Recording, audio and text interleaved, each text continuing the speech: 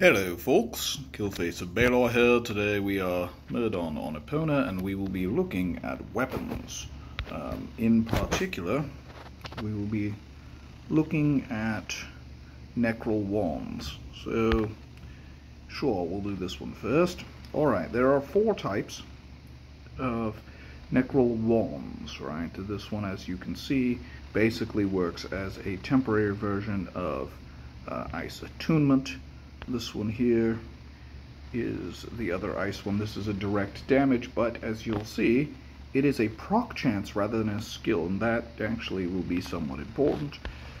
Here we have the basically fire version of the ice, it's fire attunement, if you will.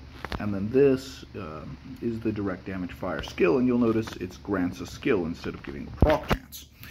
Now, here we have another wand of similar level requirement, just as a comparison, which is the wand of the Despoiler, which grants 500 to ice shards. We'll deal with that in a minute, but I just want to have that for comparison. So, let's do this first. There we go. Alright. So, skills. Blah, blah, blah. Oh, here we are. Yeah, we'll use this page, why not? Alright. Now, the important thing to remember here is that if you check the skill itself, 2400 damage for 15 seconds to both ice shards and ice blast. Now, I happen to have cooldowns for both ice shards and ice blast in my bracelet slots, which is helpful for this whole process. But let's throw everything first. Let that cool all the way down. You'll notice if I hot swap it, the skill needs to cool down, which is what it's been doing. Oops, sorry.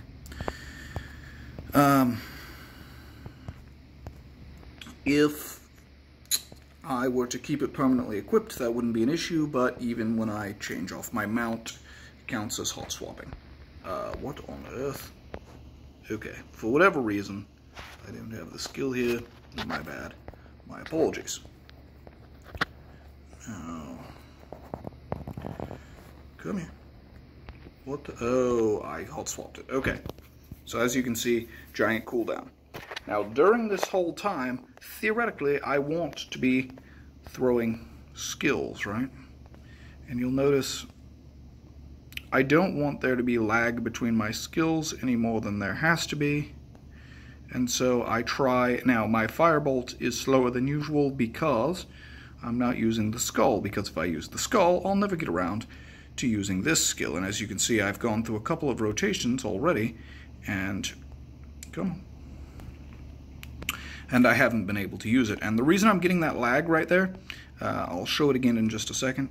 The reason that I get this lag when I throw Ice Blast and then switch pages is because of the cast time on Ice Blast. Watch Ice Shards here.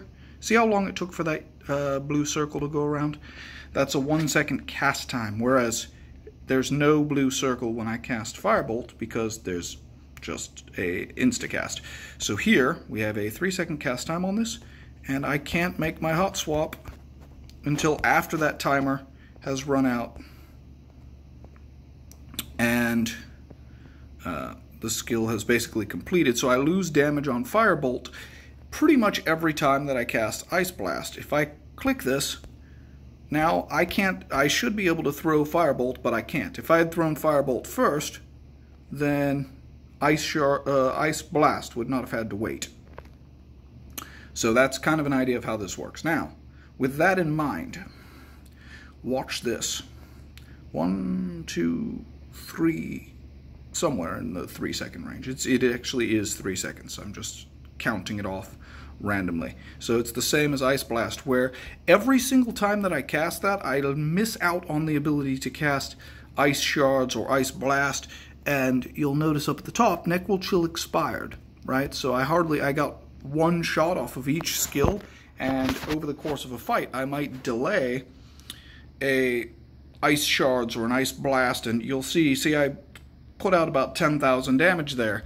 If I miss 3 seconds worth of cast time 5 times, I have basically short-circuited one complete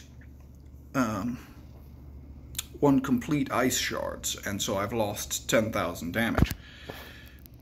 All that to say, the cast time on this skill makes it much less usable than it otherwise would be. Notice I still can't even cast this, and now if I cast it in this order, I'm doing this sort of to maximize the delay so you can see what's likely to happen. And I know many of you think that, or at least many people, I don't know if my viewers do or not, but many people think that they are the exception to the wasting DPS by having lag between their skills rule. But everyone does it, and you're not the exception. If you believe you're the exception or believe that less people do it than I think, you should be aware that is unlikely to be the case, not because I said so, but because the people who put a lot of time into studying this agree. So, anyway, all that to say, 3 second cast time. Now, the important thing to note here, now, these are half of the fire versions, are half of what the ice versions are.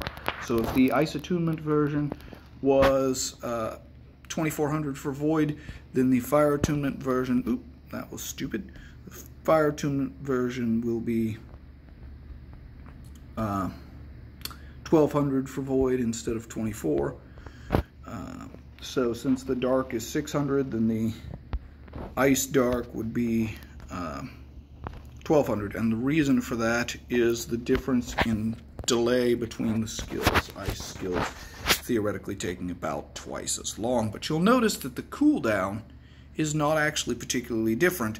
The cooldown is still 45 seconds, and it only lasts for 15, so you can only have it run a third of the time. But then again, there's a 3 second cast time, so you actually can only run it 15 seconds out of every 48 seconds. And here is where it gets interesting. And the reason it gets interesting is because, right, when I cast this, that's instacast. And now here we sit around waiting, right? And I can't equip my skull either, because if I do, I'm going to lose out on damage. And there's a second one, and I would have got a... and there's a third, but you'll notice that my spectral flame is now expired, and I would have got at least one, and I would have got at least one fire storm in all that as well. But I gained 600 damage, but I delayed myself for half of a firebolt. And the thing is, I'm not using fire attunement, and still, there we are with 2600 damage. So I actually lost damage there, because, well, I'm not sure I lost damage on that one set, but when I do this repetitively, then I do lose damage. And the reason is, I get 600 damage, but the trade-off is that I lose half of a firebolt every 3 or so. It's alright. And, anyway, let's take a look at a couple of the others. Those are the fire-attuned and ice-attuned versions. This is the one that we have to worry about. We don't have to equip a skill, right? But we do have to be auto-attacking. Now, if this thing had a damage shield, like Cloak of Fire or something, I would be getting hit every time that I do this, and my skill is not going off. There's a 1 in 20 chance that I'm going to have that happen, right? That critical was not my skill going off, it was just getting a critical normal auto attack, right? And so, as you can see, this just pretty much doesn't happen. And that's including the fact that I'm barely missing, because this is not a target I'm likely to miss a lot on. As a mage, my attack is very low, which I'll show you now. Right, my attack is 500. And so I'm going to miss more hits anyway. And eventually, right, I'm supposed to hit for 7,500 damage that can't critical. But it's unlikely to happen. Whereas if I were to equip the immolation, then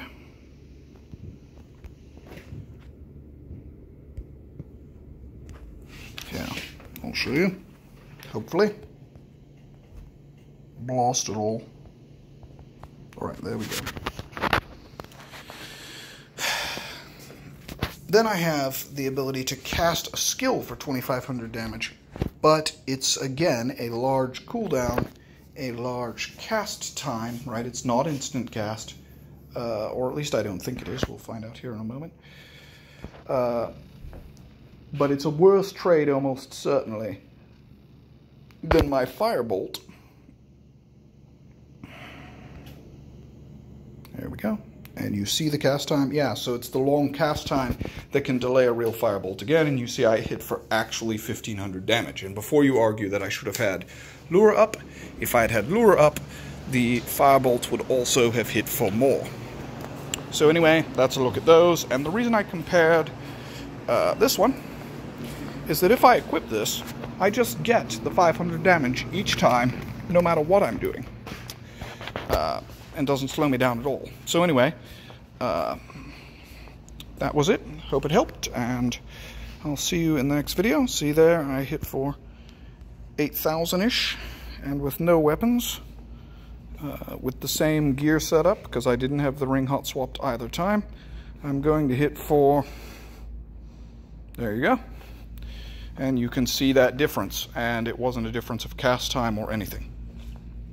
So given the option, I think that the Despoiler wand beats all of the Necro wands, but there's kind of a look at the Necro wands and why they're not super popular. I hope that helped, and I'll see you in the next video. Bye.